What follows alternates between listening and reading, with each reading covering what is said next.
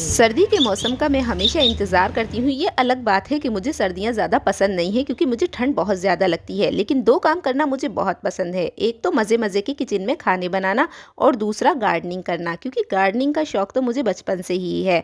जब से मैं जानती भी नहीं थी कि गार्डनिंग करने के क्या फ़ायदे हैं, तब से ही मैं गार्डनिंग करती हूँ और ये मुझे विरासत में भी मिला है क्योंकि मेरी अम्मी को भी बहुत ज़्यादा गार्डनिंग का शौक था और मैंने देखा अपने घर में बचपन से ही प्लांट्स को ग्रो करते हुए अपनी अम्मी को, तो वही शौक़ मेरे अंदर भी पैदा हो गया। बहुत ज़्यादा मुझे शौक़ है और जब से मुझे पता चला है कि गार्डनिंग एक थेरेपी का काम करती है और इससे हमारी बॉडी में हैप्पी हार्मोन्स बनते हैं, जब हम गार्डनिंग में अपने हाथ से ग्रो किए हुए पौधे देखते हैं, फूल देखते हैं और फल देखते हैं। ये पौधा है चाइनीज़ संतरों का, जिसे चाइनीज़ ऑरेंज बोलते हैं। छोटे छोटे मिनी ऑरेंज होते हैं, बहुत ज़्यादा खट्टे होते हैं लेकिन बहुत काम के होते हैं। अस्सलाम वालेकुम व्यूवर्स, मैं हूं तमन्ना और आप देख रहे हैं मेरा चैनल इंडियन डॉटर तमन्ना खान। अगर आप लोगों को भी मेरी तरह गार्डनिंग का शौक़ है लेकिन स्पेस नहीं है, टाइम नहीं है वर्टिकल गार्डन बनाने का, तो मैं आज आपको इस वीडियो में बहुत कुछ बताने वाली हूं।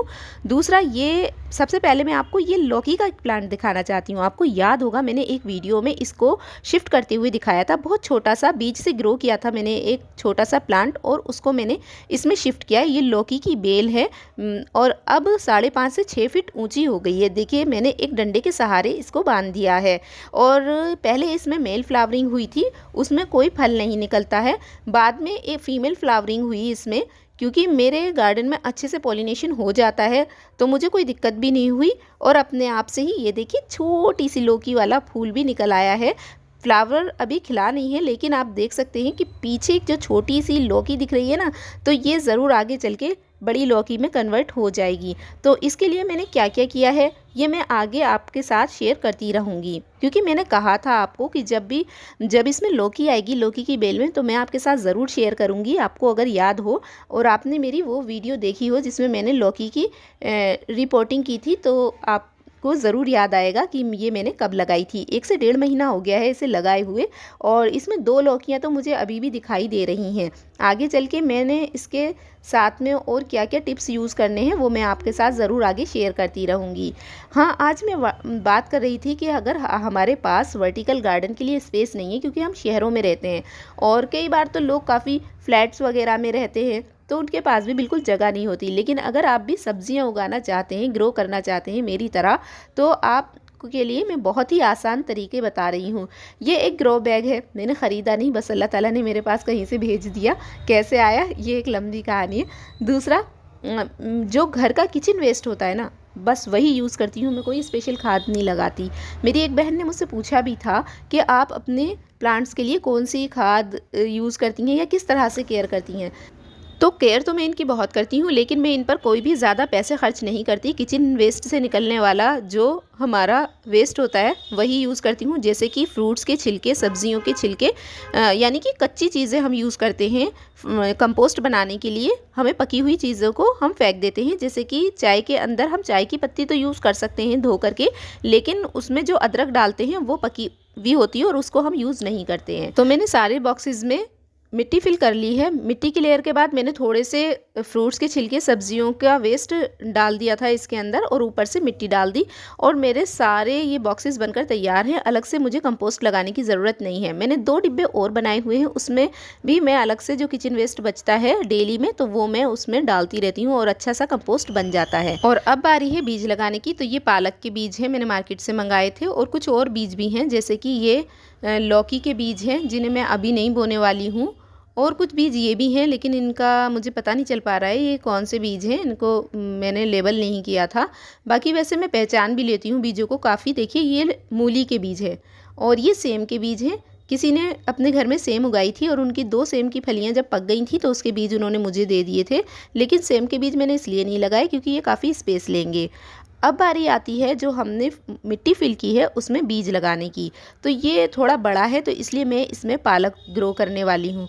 तो सिंपली किसी भी चीज़ से आप इस तरह से क्यारी जैसी बना लीजिए। ये पानी दिया है अम्मी ने मुझे बॉटल में भर के, ये इनका जुगाड़ू झरना है जो वो कह रही थी कि ये लास्ट में इससे पानी देना बीज लगाने के बाद, तो बीज बहेंगे नहीं। तो बस सिंपली इस तरीके से बीजों को लगा दीजिए। किसी भी तरीके से आप डाल सकते हैं, ऐसे भी छिड़क सकते हो ऊपर से, कोई ज़रूरी नहीं है आप क्यारी बना के लगाएं और अच्छे से आपके बीज ग्रो हो जाएंगे। अगर आप चाहते हैं कि पालक के बीज जल्दी उगें तो मैं आपको एक टिप देती हूँ। आप पालक के बीजों को रात भर के लिए सॉक करके रख दीजिए और सुबह में फिर उसको बो दीजिए, तो वो जल्दी उगेंगे। अब मैंने क्या किया कि मैं भूल गई थी रात को सॉक करना और आज मुझे ये लगाने ही थे तो मैंने लगा ही दिए। ऊपर से थोड़ी सी मिट्टी स्प्रिंकल कर दें ताकि ये ढक जाएँ बीज हमारे। तो ग्रो बैग में मैंने पालक लगा दिया है और अब मैं इस कंटेनर में जो है मेथी के बीज ग्रो करूँगी। मेथी जो हमारे किचन में खाने में यूज़ होती है ना, बस वही वाले बीज हमारे ग्रो करने के काम आ जाते हैं। बहुत इजीली ग्रो हो जाते हैं, 3 दिन में स्प्राउटिंग शुरू हो जाती है।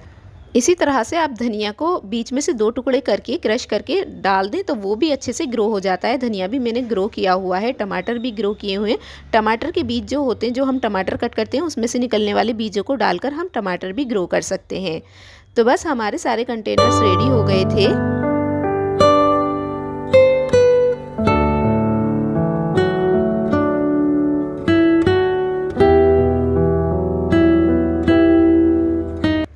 तो मैंने इन्हें अपने घर की एक छोटी सी मुंडेर है पीछे, वो उस पर प्लेस कर दिया है। आपके घर में भी कोई छोटी दीवार हो आप उस पर भी रख सकते हैं इन्हें, बहुत कम स्पेस लेंगे ये। या फिर आप प्लांट्स के अंदर भी रख सकते हैं, अगर गमले बड़े हैं तो एक एक बॉक्स जो है एक एक गमले में रख दें। लेकिन धूप आती हो हल्की फुल्की सी तो ये अच्छे से ग्रो हो जाएंगी। सर्दियों के दिन हैं, बहुत छोटे हो गए हैं, काम करते करते पता ही नहीं चलता वक्त किधर चला जाता है। और आज तो मुझे कुछ स्पेशल बनाना था क्योंकि आज मेरे भाई का बर्थडे था। वो तो शुक्र है कि मैंने कुछ ऐसी चीज़ें अरेंज की थी बनाने के लिए, ऐसी चीज़ें सोच रखी थी जो बहुत कम टाइम में बन जाती हैं झटपट से। और कुछ स्पेशल ऐसा नहीं बनाया था। तो मैंने बनाई थी ये पिज़्ज़ा और चिकन पेटीज़। चिकन पेटीज़ तो मैंने एक दिन पहले ही फ्रीज़ करके रख दी थी। पिज़्ज़ा सॉस भी बनी हुई थी और पिज़्ज़ा बेस भी। जब मैं कुकिंग करती हूँ ना और मुझे किसी दिन कुछ हल्का खाना बनाना होता है तो मैं साथ में कोई ना कोई सॉस भी बना लेती हूँ। और अगर पिज़्ज़ा बेस वगैरह बनाने होते हैं तो वो उस दिन बनाकर रख देती हूँ फ्रिज में। तो बहुत ही आसानी हो जाती है, जब कोई गेस्ट आता है या कोई स्पेशल ओकेज़न आ जाता है बीच में तो उस पर भी ये रेडी हो जाते हैं और पता भी नहीं चलता। वरना अगर सारी चीज़ें एक साथ तैयार करो तो मेहनत काफ़ी ज़्यादा हो जाती है। तो सबसे पहले मैंने भाई को ही जो है सर्व किया था पिज़्ज़ा और पेटीज़, और साथ में बनाई थी ये गजरेला खीर जो उसे बहुत पसंद है और हम सबको भी बहुत पसंद है।